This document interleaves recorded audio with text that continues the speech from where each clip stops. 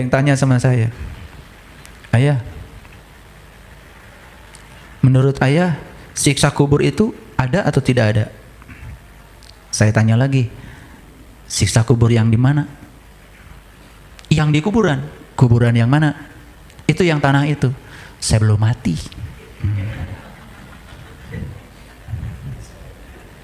Ya jawaban saya begitu. Ngapain saya menjelaskan?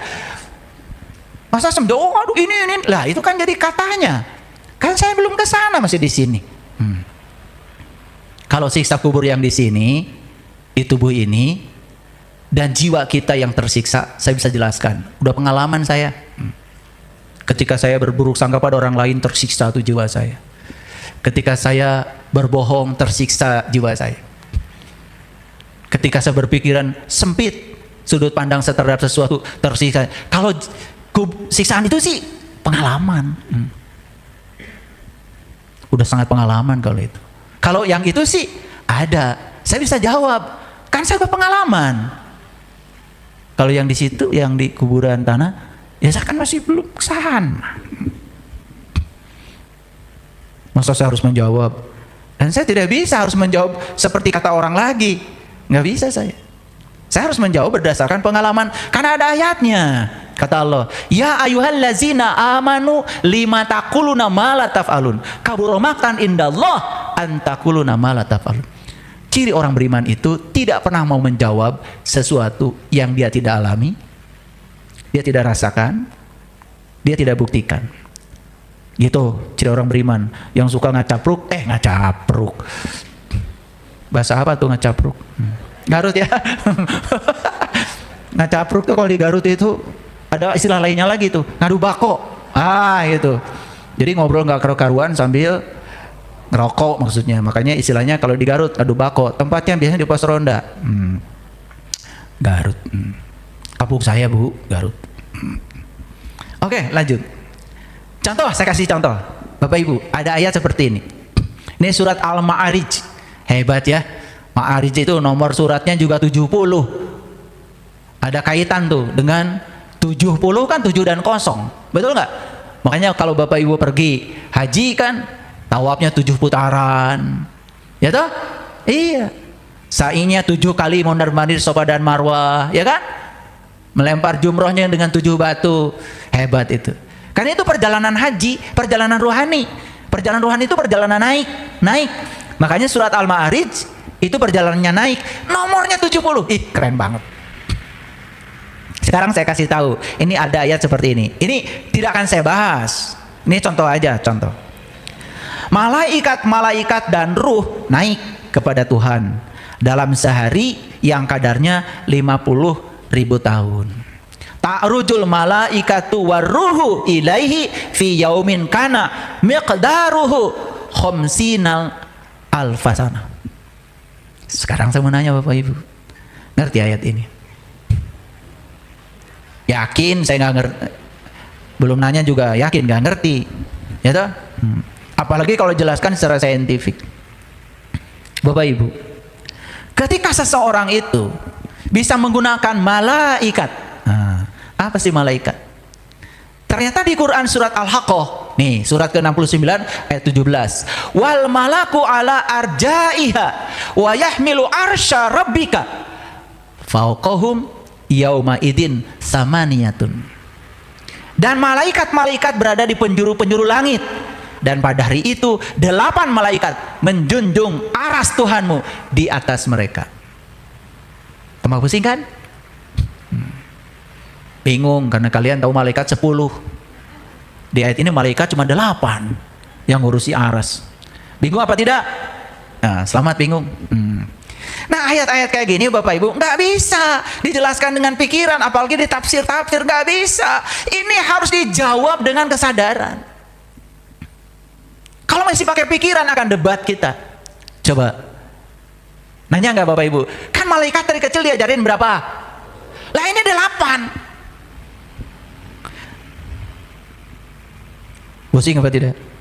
Pusing. Bagus kalau pusing. Nah, saya tidak akan jelaskan ini. Biar mikir. Ayat-ayat kayak gini tidak bisa dijelaskan dengan Pikiran nggak bisa, pikiran itu terbatas. Harus dijelaskan dengan pengalaman spiritual. Apa itu malaikat? Apa itu ruh? Bagaimana malaikat mendorong ruh supaya naik? Seperti roket, gimana bisa naik? Apa yang mendorong roket itu? Yang mendorong roket itu adalah bahan bakar yang dibakar oleh roket dan dilepaskan dengan kecepatan tertentu. Itu daya dorong roket. Nah, kalau saya jelaskan hukum aksi reaksinya pakai hukum Newton 3, pusing kalian. Tapi saya jelaskan permukaannya aja. Jadi roket itu membakar bahan bakar, dilepaskan bahan bakar yang dibakar itu, setelah dibakar lalu itu terdorong. Itu namanya hukum kekekalan momentum. Itu hukum Newton yang ketiga, aksi reaksi. Nah, roket bisa naik itu karena apa? Didorong oleh bahan bakar. Nah, ruh bisa naik di ayat ini tadi, ya. Ta'rujul malaikatu waruh. Ruh bisa naik menghadap Tuhan. Kenapa? Didorong oleh malaikat. Siapa yang mendorong? Dikatakan di Quran surat Al-Haqqah ada 8 yang mendorongnya. Siapa aja? Pertama, Munkar dan Nakir. Kalau di sini ada yang bertanya, siapa diri saya? Siapa Tuhan saya? Siapa Allah saya? Siapa Rasul saya? Nah, itu Munkar Nakir sedang nanya itu di kuburan. Nanti akan yang dijawab perjalanan itu oleh malaikat siapa? Ijrail.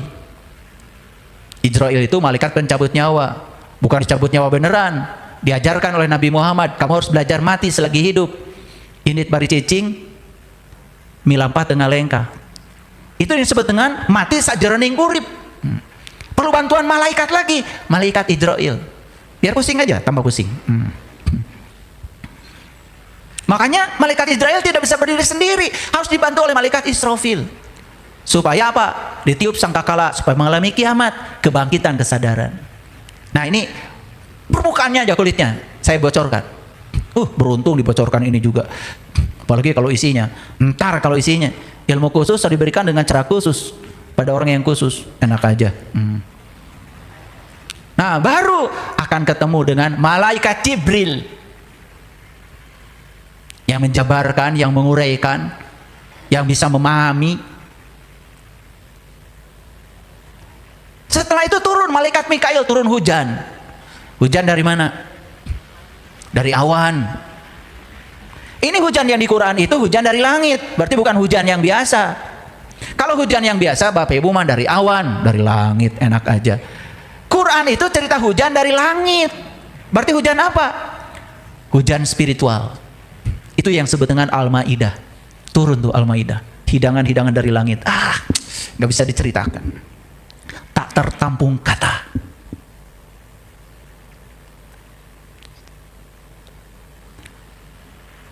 Setelah itu baru turun malaikat Rokib. Siapa Rokib? Yang mencatat amal baik. Di otaknya itu nggak ada keburukan, baik aja. Sudah gitu nggak Bapak Ibu? Rokib nak kemana? Dicatat amal buruk si Atid. Kan saya bilang tadi, kebenaran yang sejati tidak mungkin bisa tersingkap dalam diri kecuali saat dimana kita sudah bisa menerima semua yang tidak kita sukai tanpa syarat. Kalau kalian masih ngomel, masih tidak suka sama orang, masih membicarakan keburukan orang, berarti fokus kita masih pada keburukan. Itu atid. Kalau sudah ketemu malaikat Raqib, berikutnya apa? Ketemulah malaikat Ridwan, penjaga surga. Ini sudah jadi surga karena ridho. Apapun yang terjadi, ridho. Punya pasangan model kayak gitu, ridho. Terima apa adanya. Lainnya yang andai. Terima apa adanya. Karena apa? Penerimaan itu akan membuat luka menjadi cinta. Penerimaan itu akan membuat kelemahan menjadi kekuatan. Kuncinya cuman penerimaan. Penerimaan itu adalah ridho, Ridwan. 8 aja, kenali. Itu yang akan menjunjung tinggi aras. Itu yang akan menyokong ruh ilaihi kepada Tuhan. 2 malaikat tongwauh. Yang satu malaikat Malik, penjaga neraka. Kalian mah udah pengen surga, hari unggal poi, ya dijaga ku Malik. Malik teh milik tuh ego. Iya nu abdi, iya kengeng abdi. Semua berfokus pada aku. Malik, milik. Makanya kalau dijaga oleh Malik, ini selalu bergejolak di sini. Jadi neraka. Tidak ada yang baik dalam hidup. Semua dikeluhkan, semua tidak diterima. Dasar Malik. Sudah ketemu sama Malik, ini dijaga sama Malik, penjaga neraka. Berikutnya beroperasi malaikat atid. Nyatet kagorengan batur we. Nah, makanya kenapa malaikat yang menjunjung tinggi aras cuma 8, padahal malaikat ada 10? Karena yang 2 tidak bisa menjunjung tinggi aras, yang 2 justru menghancurkan aras. Punten, saya mau bicara aja terus terang. Kalau enggak nanti saya bicarain kalian. Jadi gibah. Ini wajah-wajah kayak gini, penjaganya 2. Maaf ya, saya harus ngomong. Maaf ya, saya minta maaf dulu daripada ngomongin orang. Saya kan tidak bicara di belakang. Makanya saya itu ya, kalau membicarakan setan pun, saya undang dulu setannya ke sini. Supaya tidak gibah. Ya kan? Saya mau cerita Fir'aun, saya undang dulu Fir'aunnya. Nah, jadi Bapak Ibu, saya berpesan aja, ini cinta kasih saya. Kalau Bapak Ibu terus dijaga milik ego, gampang tersinggung, gampang marah, gampang iri hati, hidup selalu dengan perbandingan, memikirkan yang lalu yang tidak bisa diubah, cemas dengan hari esok yang belum tentu ada. Aduh, hidup kayak gitu neraka Bapak Ibu. Hidup dengan perbandingan, tidak jadi diri sendiri, bandingkan diri dengan orang lain, terus begitu jadi orang lain. Apa yang terjadi? Neraka ini dijaga malaikat Malik. Maka di Quran dikatakan neraka itu adalah tempat di mana kamu masih bernafas, bahkan langit dan bumi masih ada. Surat Hud 106, 107, 108. Saya ulang-ulang supaya ngerti. Jadi ini sudah dijaga oleh Malik. Kalau dijaga Malik, yang keluar beroperasi di sini atid, menjaga, mencatat amal buruk. Gak ada yang baik dalam hidup, semua buruk. Tapi kalau sudah dijaga malaikat Rokib, malaikat Ridwan, Rokibnya aktif. Apapun yang terjadi Tuhan, di balik semua itu ada kehadiranmu. Aku yakin ada pesan yang hendak Engkau sampaikan kepadaku. Ajarkan aku untuk bisa menangkap pesan-pesan di balik semua itu ya Allah. Tidak pernah bertanya lagi mengapa ini terjadi, tetapi pesan apa yang hendak Engkau sampaikan kepadaku ya Allah, biar aku berubah. Itu yang disebut dengan quantum shift, pergeseran kesadaran, pergeseran kuantum di dalam. Maka akan terjadi quantum field, medan kuantum di luar berubah, realitas akan berubah, hidup penuh dengan kelimpahan. Bapak Ibu, saya pergi ke dokter. Dok, mata saya ini banyak lemaknya. Itu, saya pengen dibuang lemaknya, gimana? Oh, gampang. Berapa biayanya? Diam. Besok saya datang lagi. Berapa biayanya? Diam. Udah Pak, operasi aja dulu. Udah, operasi. Black sini buang. Pas saya mau bayar, ternyata penonton YouTube saya. Langsung bilang, Bapak kan guru saya, guru kesadaran saya. Saya ingin berbakti pada guru. Coba, gratis. Padahal kalau sebelah ini bisa 25 juta, 50 juta. Jadi ternyata rezeki tidak selalu uang. Makanya anak-anak saya suka bilang, enak ya jadi ayah, uangnya gak laku. Saya bilang, karena ayah tidak pernah cari uang nak. Tidak pernah cari uang. Kalau uang nyari ayah, ya gak apa-apa. Ya gak pernah cari uang, ngapain cari uang? Biar uang cari saya. Menghinakan diri cari uang, biar uang cari kita. Sudah tahu kan ilmunya? Udah tahu belum? Udah baca Hidup Menakjubkan belum? Ya. Nah Bapak Ibu, perhatikan saya. Jika kita memasuki alam kesadaran tadi, lihat ayat ini. 1 hari di alam kesadaran itu sama dengan 50.000 tahun di alam materi. Gimana cara menghitungnya? Ini, coba keluarkan kalkulatornya. Bisa ngitung nggak itu kalkulator? Kalau bisa ngitung coba keluarkan. Satu hari itu perbandingannya sama dengan 50.000 tahun. Lihat saya semuanya. Berarti 50.000 tahun itu berapa hari? 50.000 kali 365 hari. Itu cara ngitungnya. Ini matematika SD kelas 1. Bukan universitas. Ulangi ya. 50.000 tahun kali 365 hari. Berapa? 18.250.000 hari. Nah, satu hari di alam kesadaran itu perbandingannya sama dengan 18.250.000 hari di alam tanpa kesadaran. Makanya orang yang tidak sadar itu merasa jenuh hidup, menunggu waktu, menunggu bahagia nanti kalau apa, nanti kalau rumah bagus baru bahagia, nanti kalau suami sudah berubah baru bahagia. Wah, belum tentu berubah. Non pikiran gitu, betul nggak? Bahagia itu keputusan kita, Bapak Ibu, nggak usah pakai syarat. Nah, orang yang menunggu kayak gitu lelah hidupnya. Ulangi, perbandingannya satu hari berbanding 18.250.000 hari. Yes? Okay. Artinya apa? Artinya di alam kesadaran, di alam hening, di alam diam, di alam nur ala nur, tidak ada waktu.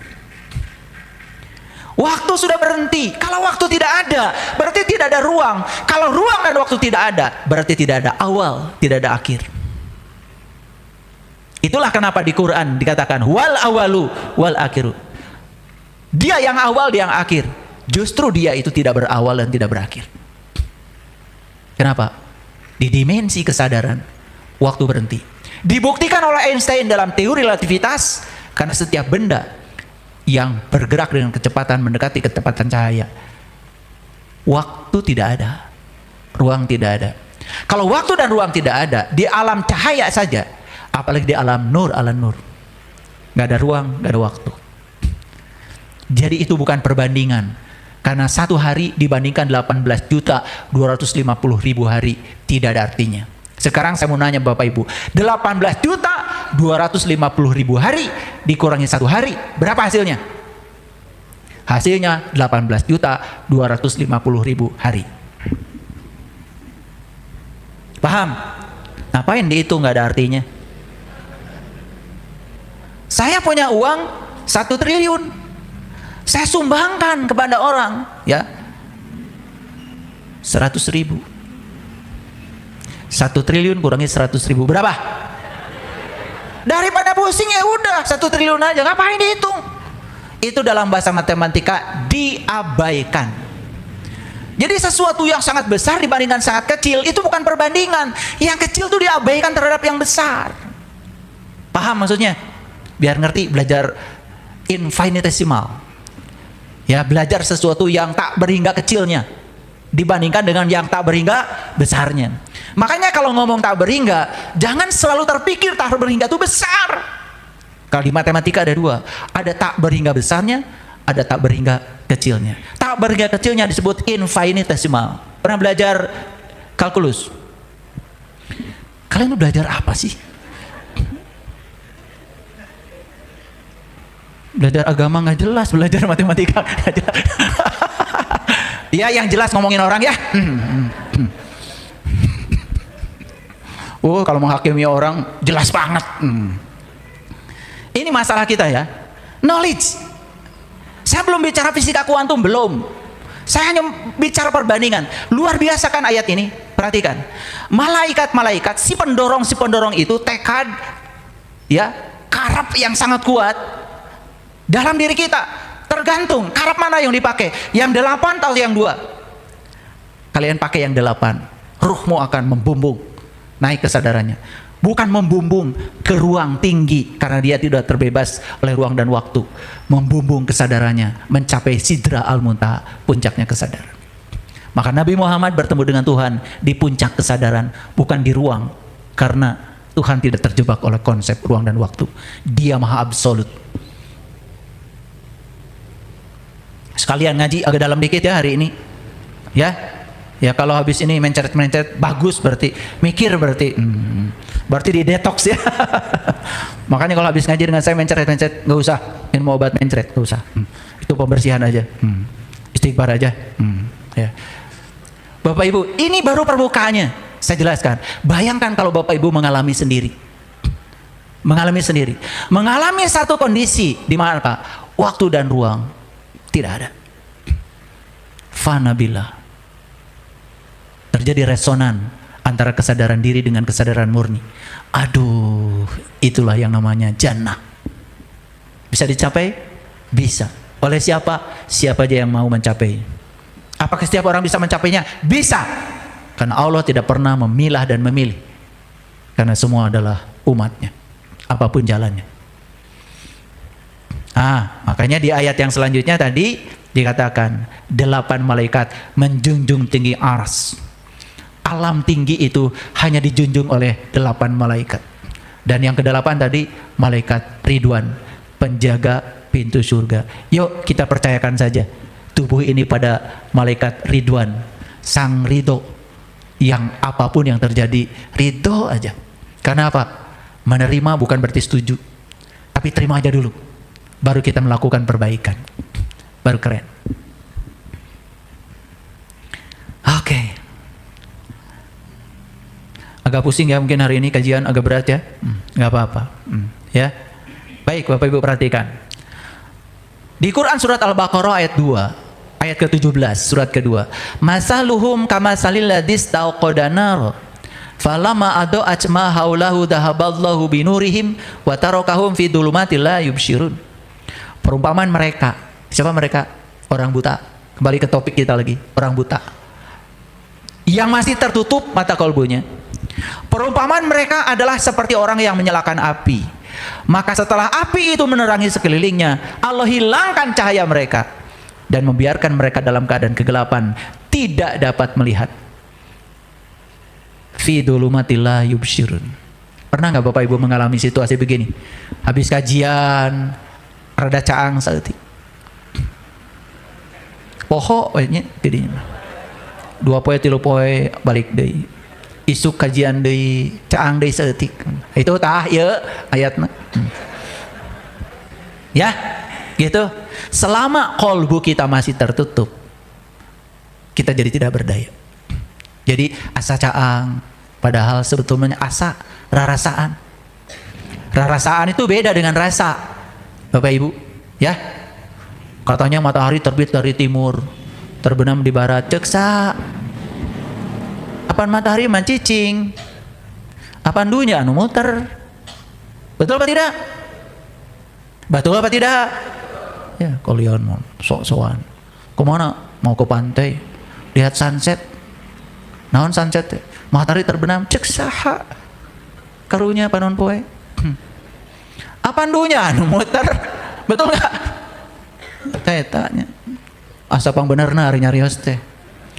Itu rasa atau rasaan? Rasaan. Ya.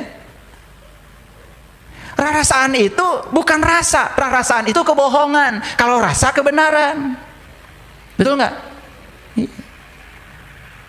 Rarasaan teh, terus salaman kacar oge, balik deh, udah sadar ke sasalaman. Rarasaan. Makanya harus dipelajari Bapak Ibu, rasa atau rarasaan. Rarasaan itu produk pikiran. Kalau rasa produk kesadaran. Ya. Makanya saya sidang sarjana udah selesai. Tapi satu pertanyaan lagi. Coba kamu maju ke depan. Ini kalau saya nguji sidang. Ini mahasiswa yang tugas akhirnya astronomi. Saya pengujinya. Coba gambar bintang. Rasa atau rasaan? Harusnya kalau rasa gimana gambar bintangnya? Bulat. Saya bilang, kamu gak lulus. Nunggu 4 tahun lagi. Masa gambar bintang begitu? Bintang itu bulat.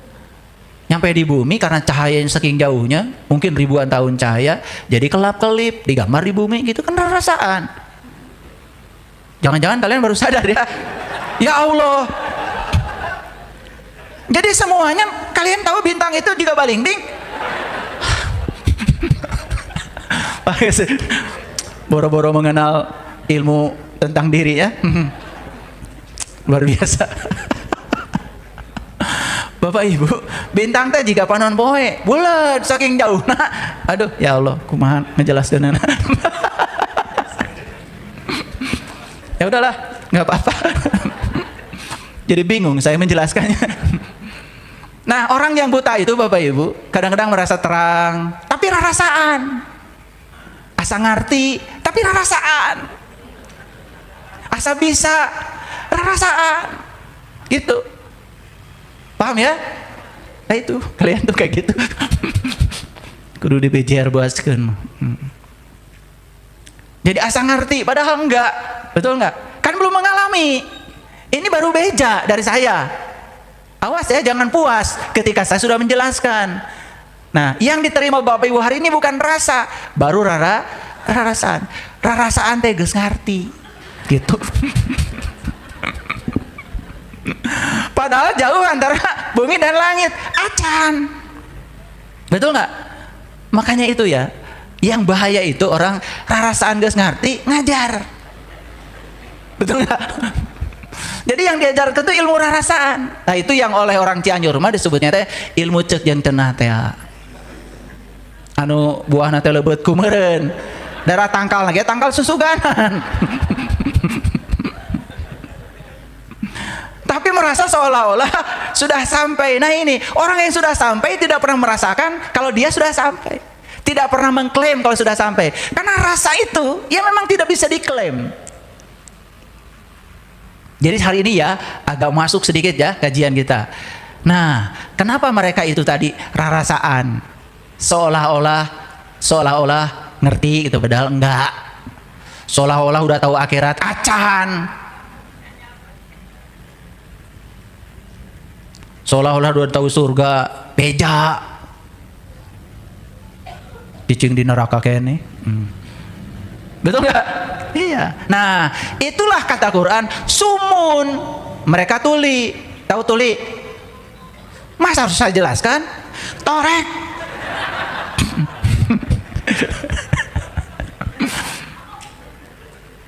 Mereka tuli. Mereka bisu. Bayangkan, ngebayang ya, geus torek teh bisa ngomong. Betul nggak? Ya, buta lagi, ya Allah, lengkap. Tuli, ini harus dikasih petunjuk ya, tuli, bisu, buta, lengkap. Itu gambaran di Quran tentang orang yang masih tertutup penglihatan kolbunya. Digambarkan sedramatis itu. Sumun, bukmun, umyun, fahum, la yarjiun. Dan mereka ini tidak bisa kembali. Sok arek balik ke mana? Bapak Ibu, ayat ini Bapak Ibu sudah tahu kan? Sudah tahu. Sumum, mum, hayo yang ngomean gitu. Iklab. Mati menghadapi ba. Sumum, bukmun, idhar, yung, ifa. Kakak kayak bisa gitu, asa geus beres ngaji. Ya Allah. Mangga lajeng, Bu Teti. Cici caleng Kak. Sumum, bukmun, umyun. Begitu tanya apa isinya, taing. Jadi bagaimana Quran mau jadi hudan kalau gitu? Ini gambaran apa? Ini gambaran tentang orang yang tadi itu saking butanya tidak bisa melihat, mata kolbunya digambarkan orang yang tuli, bisu dan buta. Jadi kesimpulannya, orang yang buta tidak mungkin bisa memimpin orang yang buta. Dan syarat untuk memimpin harus melek dulu. Terima kasih. Assalamualaikum warahmatullahi wabarakatuh.